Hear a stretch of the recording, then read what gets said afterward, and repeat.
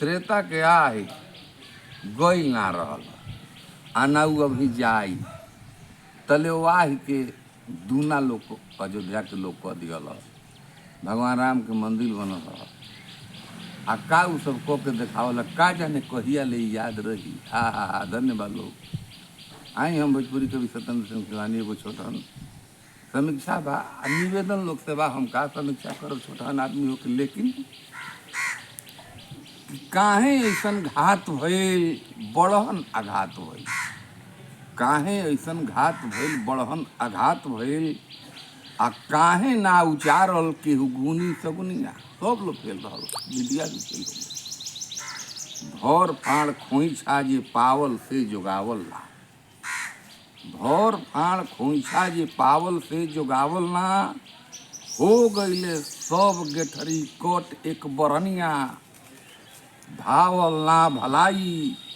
कौन कलही चलल चाल कि भावल ना भलाई कौन कलही चलल चाल काहे भीतर घात कईल आपन चाहे दुनिया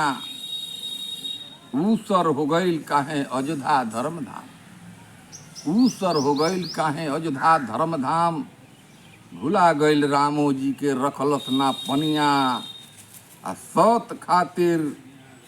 सत बा बिकाई लोही अयोध्या के सत काती सत बा बिकाई लोही अयोध्या के डोम घरे जाके सत भरले बा पनिया हाथे हाथे लगनी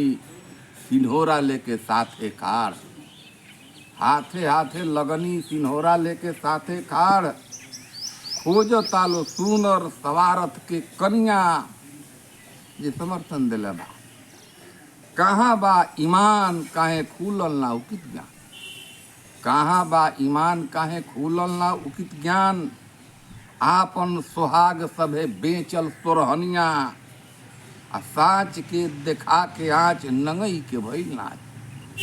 साँच के देखा के आँच नंगई के भइल नाच इहे बा फरेबियन के असली कहानिया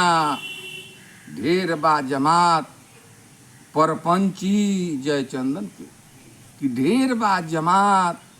परपंची जयचंदन के